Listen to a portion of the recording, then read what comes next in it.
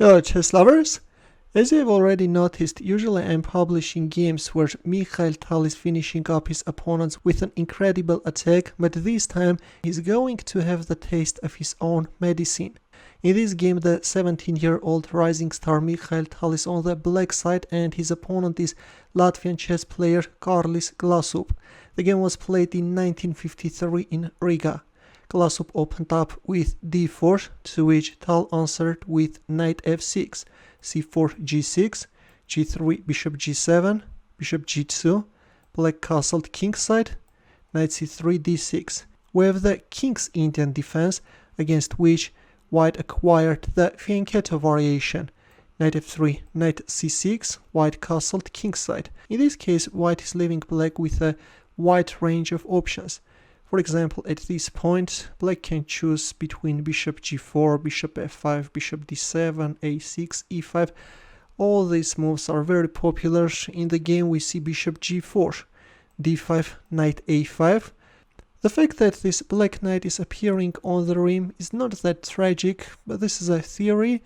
But I have to tell you that in many cases, activating this knight is becoming somewhat problematic for black. Right now we have a targeted pawn on c4, that's why Tal played knight d2, and already he's threatening b4, that's why black acted against that threat.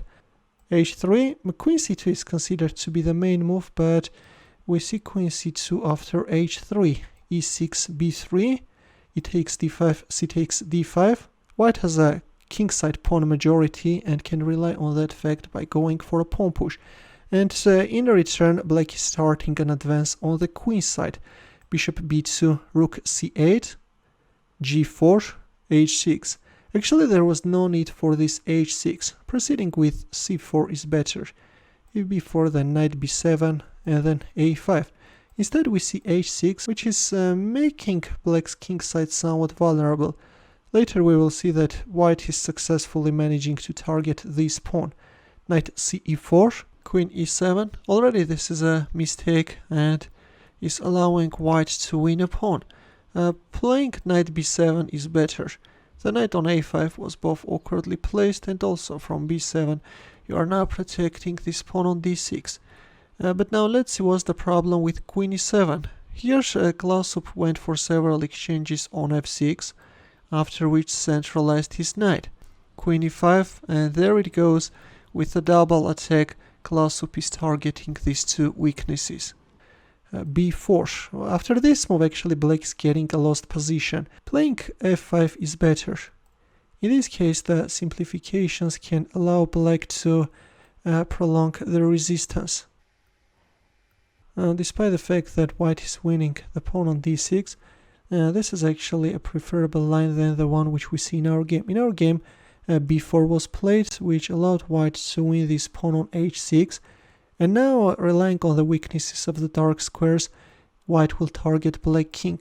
Rook f d8, freeing the f8 square for the king.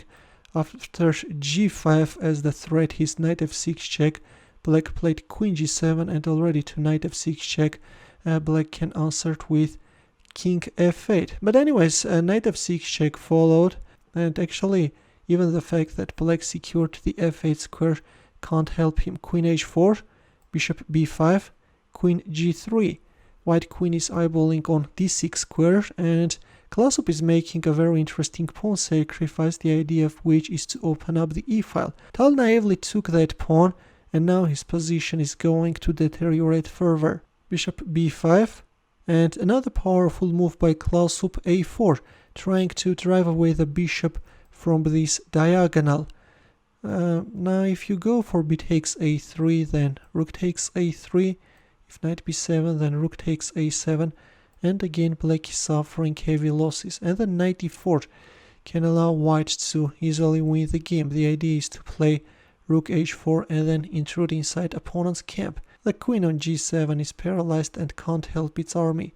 And in the game to a4, Tal answered with bishop a6, and as we have reached the critical position, you can pause the video and try to find Klasup's next move. Ready? In here, Klasup went for rook e8. I'm sure that you found this move. The idea is to lure away black rook, and win the pawn on d6. This time Klasup is attacking in the same manner in which Mikhail Tal attacks others. Looks like that before the game Klasup took anti-Tal pills. What do you think? All Tal could do was to accept the rook sacrifice, and we have queen takes d6, rook e7, rook e1, queen h8, freeing the g7 square for the king. But if you try to protect the rook, then in this case you can even get checkmated on the spot, you know, and then queen d8, queen e8, checkmate. In the game to rook e1, Tal answered with queen h8, and there comes rook takes e7, king g7, neutralizing a discovered check, and queen takes a6. Klasup is choosing a very simple winning line, and he's missing rook takes f7 check. In this case he can announce a checkmate very quickly. Let's take a quick look how white can finish up black king. Yeah, and then black is forced to give up his queen, and black king is getting checkmated.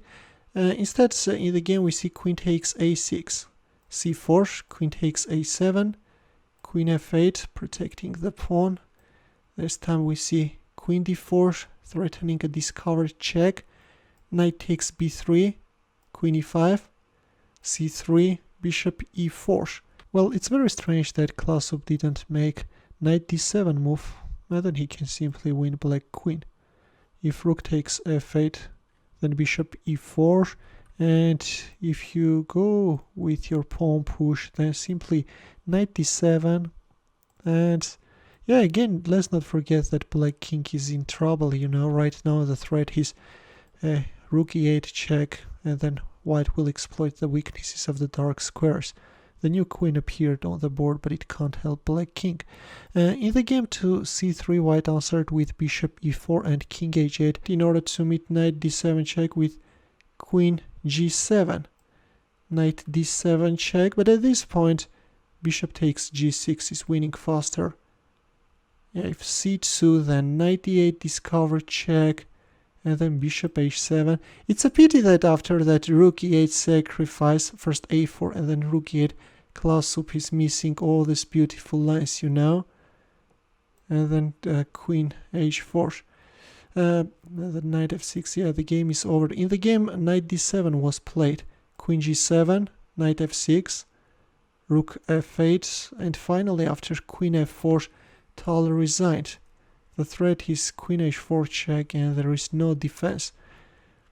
Yeah, once again I have to mention that Klasup missed too many beautiful mating opportunities, but that a4 move followed by rook e8 were very classy moves, you know. Let's admit that Mikhail Tal played this game very badly. That knight on a5 turned out to be a huge issue, and then he created a kingside weakness with h6, and then this queen appeared on a very awkward square. Yes, yeah, this game turned out to be a huge catastrophe for Tal. One thing is sure, that Mikhail Tal should play an active chess, otherwise his position will collapse, you know. In this game we saw that all his pieces were doomed to passivity. In the end, a chess puzzle for you, where the task is to find the mating line for white. As usual, we'll wait for your answer in the comment section.